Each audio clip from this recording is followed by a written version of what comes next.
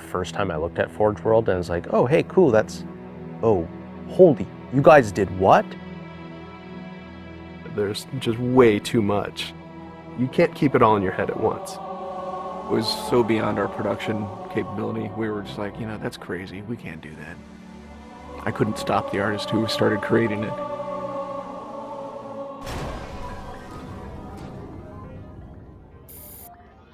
Forge is our editing tool that players can build their own maps. I mean, at its core, it's a map editor.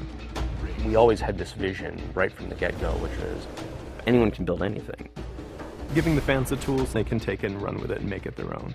Forge World actually started as 5 separate maps. And I said, wouldn't it be cool if, like, you could play this and go over there and then play over there if you wanted? And Forge World was born. There were a lot of people telling us that, no, you cannot ship this as one big map. We have this awesome new automatically generated LOD system called impostering that makes objects that are really far away really cheap to draw. We're pushing what we can do with the Forge budget, so that lets us have many more objects up on the screen at once, which lets us put more objects into Forge. Interesting to take the Banshee or Falcon out for a spin in Forge World, because it actually takes a while to get from one end to the other. The second you come into this space, you should know that you're on Halo. Our old friend, the Forerunners, come back, because the Forerunners create all sorts of cool, interesting pieces of geometry.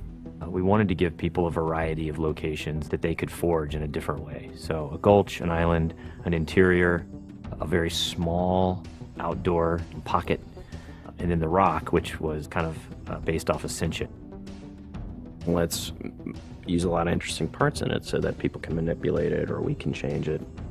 Why don't we bring back Blood Gulch and carve it all up into pieces so that people can start manipulating it in interesting ways. And then Sanctuary was the other one.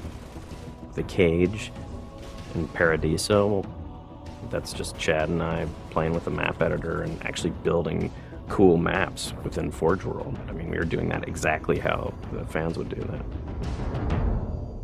we definitely looked at what we did in Halo 3 and said, what can we learn from this? It's one thing to build just a stunning amount of map variants, but like nobody was expecting Forge art, I don't think. Like that was just a completely, whoa, what? The Rube Goldberg machines, yeah, those are everywhere. In Halo 3, it was cool that you could move things around, but it was still kind of clunky. And we're like, we have to make this better. What are some of the tricks that the community is using, and how can we make those not be tricks and just make those be tools? We took that stuff and made it like a real feature. There's normal, phased, and fixed. So normal is like Halo 3 style, you know, it bumps into stuff when you let it go and it falls to the ground and moves around and stuff. And fixed is the same thing, except when you let it go, it stays exactly where it was. And then phased is the coolest because it means that while you're editing the object, it's not actually interacting with the environment. You can put it through a wall, you can put it, you know, through other objects. Which changed everything for Forge, like immediately. It's much easier to build a Forge space.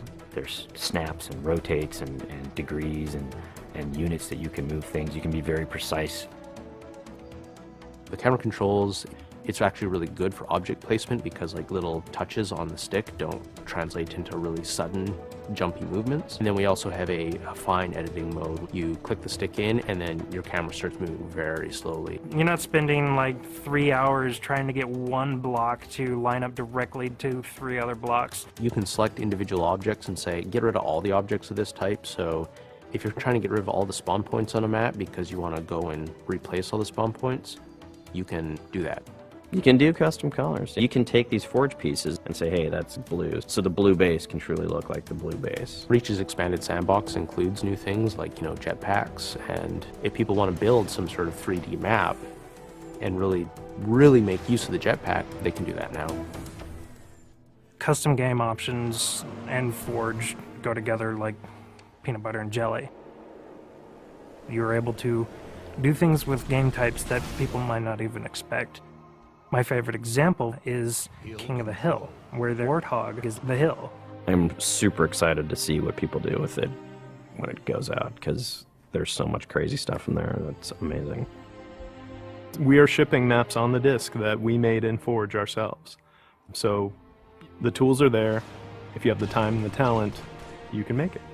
The community is just going to outstrip us and spank us. With the new tagging system, you can save a forged variant, you can post it to your file share, and then you can say, you know, sweet new map. Things that are good are downloaded by a lot of people and passed around to a lot of people, and that makes the really sweet stuff bubble up to the top. I'm looking forward to what the next big community game type is going to be. We realized that Reach was our swan song to Halo, and what better way to do that than to let people do what we've been doing all along, which is creating new cool maps. It's nice to go out with a bang, and this is a pretty big one.